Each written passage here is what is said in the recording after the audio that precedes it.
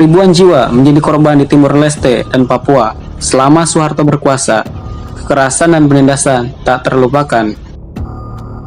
Namun, ada pula yang mengenang sisi positifnya, yang bukan sekedar pembangunan. Nama saya Leonardo Yadipai dari Irian Jaya. Untuk mengadakan reformasi di segala bidang kehidupan bangsa dan bernegara. Begitu banyak yang sudah terjadi sejak 20 tahun lalu, ketika gelombang reformasi yang dipelopori mahasiswa dan para penggiat demokrasi menjatuhkan Soeharto dari 32 tahun kekuasaan yang sebagian besar dijalankannya dengan tangan besi. Untuk menyatakan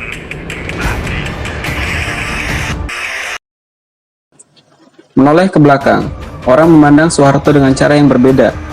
Sebagian menganggapnya sebagai koruptor dan penindas yang seharusnya diadili sebelum meninggal.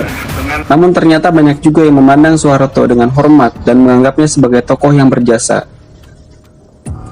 Timor Leste dan Papua adalah dua kawasan yang akan selalu melihat Soeharto dengan pandangan khusus. Di Timor Leste, Soeharto akan selalu dikenang sebagai tokoh yang pada tahun 1975 mengambil keputusan untuk mengerahkan tentara Indonesia melintasi perbatasan dan menduduki negeri itu, menyatukannya dengan Indonesia dengan kemasan integrasi melalui deklarasi Balibo. It's Monday, 6-7 boat together very close to our border. They're not there just for fun. They're preparing a massive operation.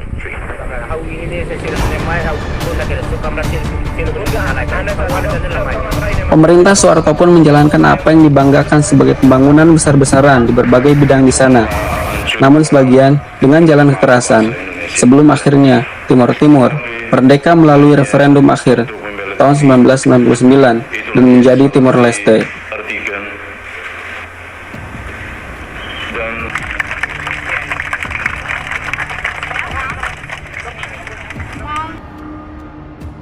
Sementara di Papua, Soeharto dikenang dengan kebijakan tangan besinya dalam memendamkan gerakan kemerdekaan.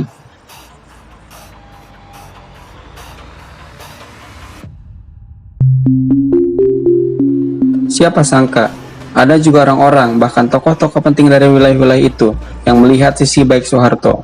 Misalnya Jose Ramos Horta, yang kendati menyebut bahwa Soeharto adalah seorang diktator, namun menurutnya Soeharto merupakan jenis yang berbeda. Soeharto bukan tipikal diktator lama zaman dulu seperti Salazar di Portugal atau diktator negara-negara Amerika Latin. Menurut dia, Soeharto adalah diktator yang sukses mengantarkan Indonesia menjadi negara dengan perekonomian yang menjanjikan. Soeharto lebih mirip diktator di Korea Selatan. Horta menambahkan, meski banyak jatuh korban semasa pemerintahannya, tetapi Soeharto harus dilihat secara seimbang. Salah satu yang catat Ramos Horta adalah pemerintahan Soeharto mengirim begitu banyak mahasiswa untuk membina ilmu di luar negeri. Diktator lain tidak akan mengirim para mahasiswanya ke luar negeri, kata dia. Menurut Horta, selain gerakan demokrasi warga sipil Indonesia yang kuat yang berpuncak pada Mei 1998, berbagai faktor seperti korupsi dan kesalahan pengelolaan ekonomi, seiring dengan legitimasinya yang menurun, berkombinasi menjadi faktor kejatuhan Soeharto. 11 tahun yang lalu, sebuah peristiwa politik besar terjadi di tanah air kita.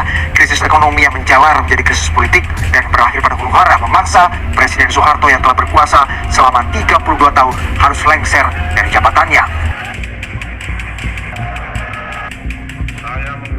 Andai saja dia bersedia mempersingkat kekuasaannya dengan mundur lebih awal, dia bisa menjadi bapak modernisasi Indonesia, kata Horta. Di lapisan lain Timor Leste, sejumlah orang mengenang Soeharto dengan cara berbeda. Misalnya Alexander Maya, seorang petugas di sebuah kantor di Dili yang pernah menjadi korban kekerasan. Saya dipukuli dan ditendang dan disiksa oleh milisi di Elmara waktu itu. Alasannya di Karang-Karang, kata Alex. Ketika itu, sekelompok milisi Atarak mengusik desanya mencari pelaku yang menabrak anak dari salah satu anggota milisi. Alex tidak tahu menahu, namun dia diseret ke jalanan bersama sejumlah warga lain. Kata-kata waktu itu, kalian itu pro kemerdekaan. Kalau macam-macam kami bisa memukul kalian, ujar Alek yang kini berusia 49 tahun mengenang kejadian tersebut. Alek adalah salah satu dari ratusan ribu korban pendudukan Indonesia di Timor Leste di bawah Soeharto.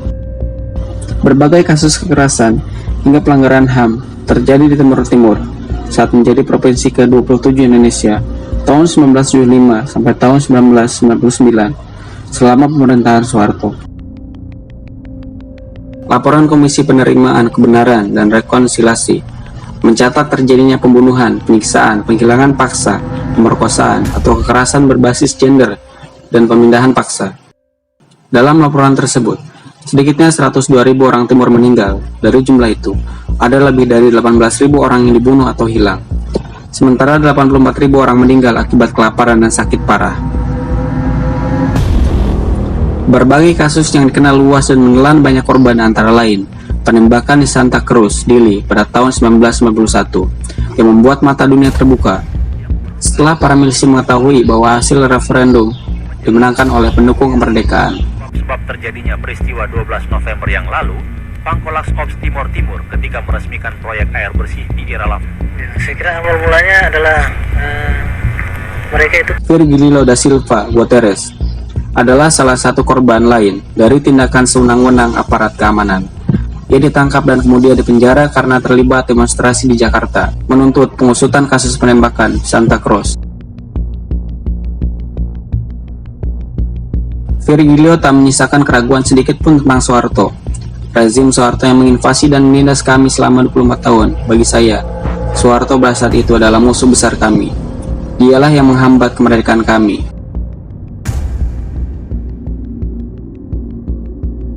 Hal yang sama juga diungkapkan warga Timor Leste lainnya, Rosa Marsal. Dia adalah penjahat, bukan orang baik.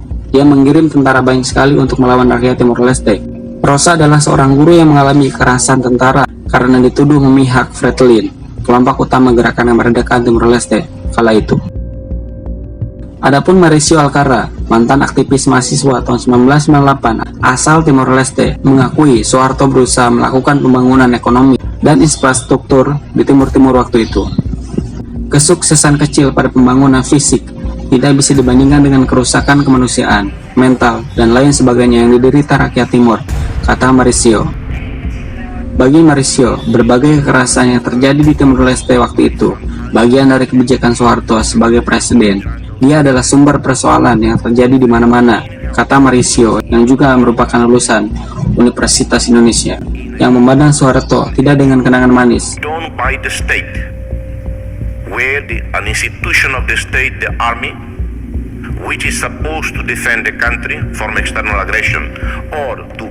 Soeharto pertama-tama adalah pemimpin Komando Mandala dalam Operasi Trikora, sebuah operasi militer yang dilancarkan pada tahun 1962 atas perintah Presiden Soekarno pada waktu itu untuk menyatukan Papua dengan Indonesia.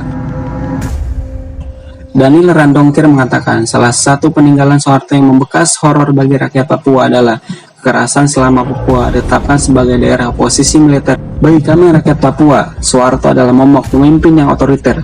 Kami menganggap dia sebagai penindas. Tidak ada catatan pasti berapa banyak korban persis yang jatuh di Papua.